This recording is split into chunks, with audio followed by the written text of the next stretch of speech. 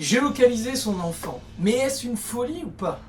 Car dans ce que j'ai pu voir chez les jeunes, certains avaient complètement perdu les pédales, d'autres étaient pétrifiés de revenir à la maison, et d'autres avaient vu leur pic de stress carrément augmenter jusqu'à laisser leur téléphone chez eux pour éviter que les parents les surveillent. Alors est-ce que c'est vraiment la bonne solution? Salut les machines, c'est Marvin pour une nouvelle vidéo. Justement, on a des smartphones, une société complètement folle, et on peut aujourd'hui géolocaliser son enfant. Mais est-ce que c'est vraiment la bonne pratique? Car finalement, nous, quand on était jeunes, on se baladait en ville, on allait chez les copains, parfois on rentrait qu'à 19h, et il nous est pas spécialement arrivé grand-chose. Est-ce que réellement c'est justifié d'utiliser un smartphone, voire d'acheter un smartphone à 500 € en moyenne, pour géolocaliser ses enfants? Est-ce que ça a un impact? Si oui, lequel? C'est ce qu'on va justement discuter sur cet article.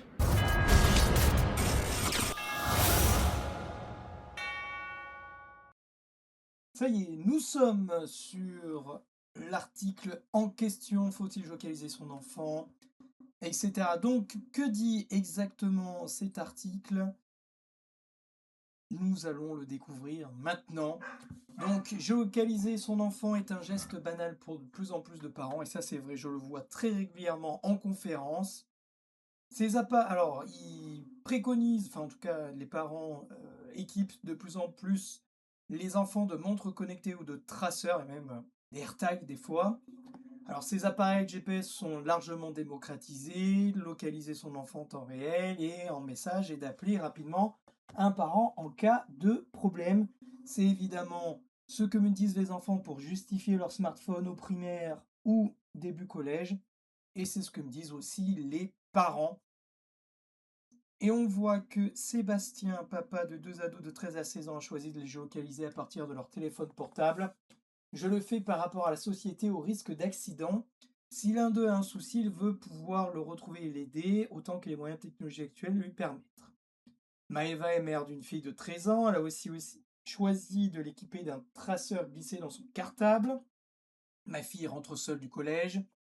Avec les faits divers que l'on entend dans les médias, les disparitions d'enfants notamment, j'ai peur. Avec ce dispositif, je peux la suivre à distance et m'assurer qu'elle est bien rentrée chez nous. Si jamais elle est en retard, je peux l'appeler et savoir ce qu'il se passe. C'est rassurant. Rassurant pour les adultes, pas pour les enfants. Donc facile pour l'organisation. Alors, dans l'article, il préconise à ce que les enfants soient évidemment prévenus en cas de géolocalisation. Mais comme ils le disent dans l'article ici, dans la pratique, la géolocalisation ne permet pas toujours d'agir plus vite. Un parent peut savoir que son enfant se trouve dans un parc ou dans une rue sans pour autant comprendre ce qui s'y passe réellement. Le GPS donne une position, mais pas le contexte. L'ado est-il avec ses amis? Attend-il simplement le bus? S'est-il arrêté acheter quelque chose? Cette information partielle peut paraître contre-productive et nourrir davantage euh, d'inquiétude. Bon, ils disent aussi que cette habituation de contrôle permanent sans s'en rendre compte, la psychologue incite donc à la prudence quant à ses usages. Est-ce que on ne fait pas ainsi porter notre inquiétude sur nos enfants? La réponse est oui, d'expérience, je vous le dis. Est-on moins inquiet pour autant? N'est-ce pas infantilisant? Bon, qu'est-ce que moi je retrouve dans, je dirais, les enfants et les adultes? Déjà, chez les enfants, c'est une source de stress pour beaucoup d'entre eux. Et puis surtout, ça leur donne une fausse apparence de sécurité.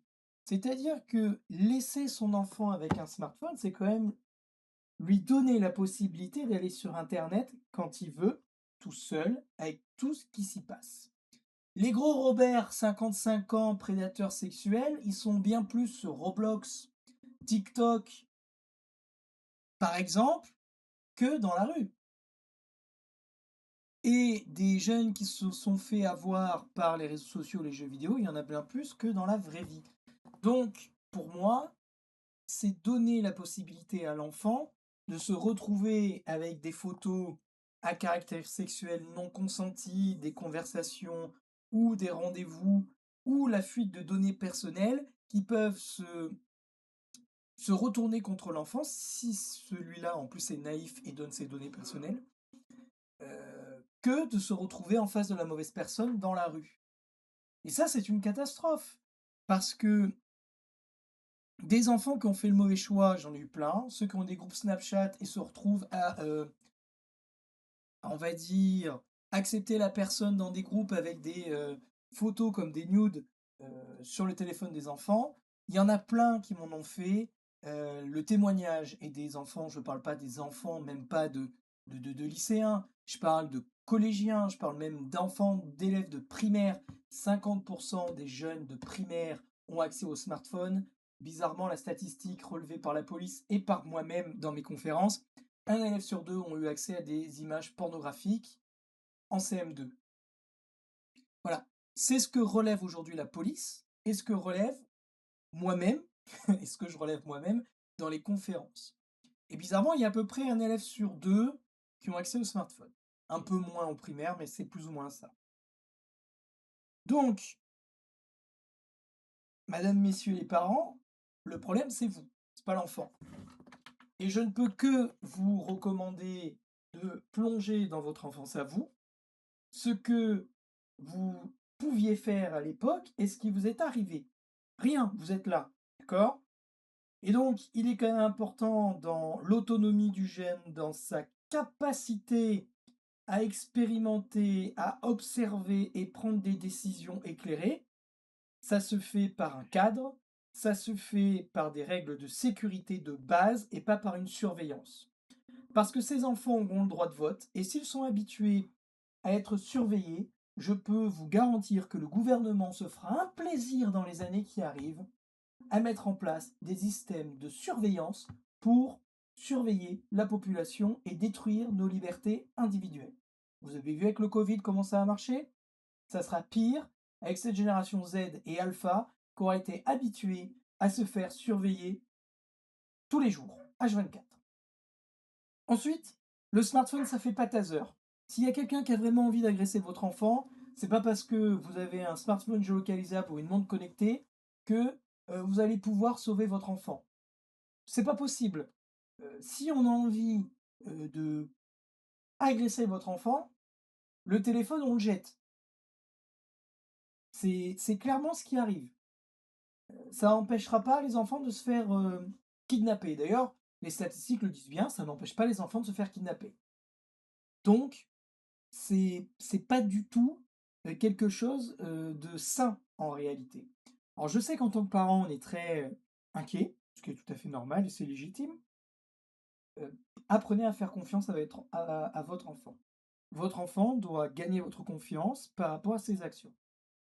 S'il le fait bien, vous écartez le cadre. S'il ne le fait pas bien, alors dans ce cas-là, vous faites en sorte à ce que les libertés soient réduites. Mais on doit faire confiance à son enfant. Vous avez été au collège tout seul. En sixième, il n'avait pas de smartphone. Bon, vous n'êtes pas mort. Et c'est pareil pour vos enfants. Alors, comme dit la psychologue, l'adolescent a deux besoins existentiels, la liberté et le lien. Soit il est dans la construction de son identité, soit il est dans la confusion. Or, pour construire son identité, il doit être dans l'expérimentation, se confronter à l'adversité, ce qui lui permet de déployer ses ressources et de développer sa confiance en ses propres capacités. S'il est surveillé par son parent, ce processus a du mal à se faire car de manière implicite, on ne lui fait pas confiance. Et je vais aller même plus loin. Des enfants pleurent même le soir, se retrouvent à être malheureux et en dépression à cause de la géolocalisation. Certains jeunes m'ont expliqué, d'ailleurs, il y a un jeune dans un collège en cinquième, une jeune qui m'a expliqué qu'elle avait son... En sixième, elle n'avait pas de smartphone. Elle sortait des cours, passait un peu de temps avec ses amis, jouait, rentrait à la maison, faisait ses devoirs, goûtait et la soirée ensuite. À partir du moment où elle a eu son smartphone en cinquième, sa mère n'a pas arrêté de la harceler. Fini le cours à 15h, 15h02, un appel manqué, deux appels manqués, trois appels manqués, quatre appels manqués, et c'est devenu du harcèlement, à tel point que son téléphone, qui elle pensait allait être un synonyme de liberté, un synonyme de je vais pouvoir faire comme les autres, est devenu son pire cauchemar et c'est sorti de ses propres mots. À quel point qu'elle faisait exprès d'oublier son smartphone à la maison. Une autre qui avait suivi sa camarade pour l'accompagner dans une épicerie pour acheter des bonbons. Sa mère avait tracé sa gamine. Elle avait eu 5 minutes de retard pour rentrer à la maison. Elle s'est faite arracher la figure par sa mère en lui disant: «T'as fait quoi là? Pourquoi t'as dévié du chemin?» Sa fille a tenté de lui expliquer. La mère n'en démordait pas. Elle a pourri sa fille pour 5 minutes de retard car sur le GPS, elle avait vu qu'elle avait fait euh, un léger détour. Et donc, quand on m'a expliqué la chose, elle était mais en peur panique. À chaque fois qu'elle partait du collège à la sortie des cours, elle était en peur panique. Et des enfants qui se retrouvent dans cette situation, c'est pas isolé. Il y en a qui disent qu'ils se sentent observés. Il y en a qui disent qu'ils sont oppressés par ça. Et surtout, bah, il y a des jeunes, en fait, quand on leur balance des situations de bah, écoute, si tu n'as plus de batterie, comment tu fais, etc. Il y en a, ils sont paralysés dans le fait qu'ils n'ont pas développé des compétences de plan B et de plan C. Chose que nous, quand il n'y avait pas de smartphone, eh ben on le faisait, ces plans B, ces plans C. Donc en fait, on détruit une partie du cerveau des jeunes dans la capacité à développer des plans B et des plans C. C'est une catastrophe de géolocaliser ces enfants, et en plus ça n'éloigne même pas le danger, parce que si les enfants ou les adultes ont des pratiques en cybersécurité qui sont minables, et je peux vous garantir, vu en France, notre pratique de cybersécurité est nulle, la majorité des enfants piratent le contrôle parental, ont accès à tout ce que les parents interdisent, et ils le font parfois dans votre dos et en secret. Vous n'avez même pas idée de ce que vos enfants font derrière votre dos. Donc en plus, le désir de l'interdit, c'est-à-dire cette quête de dire ben, c'est interdit, je le fais, fait plus de mal que de bien finalement.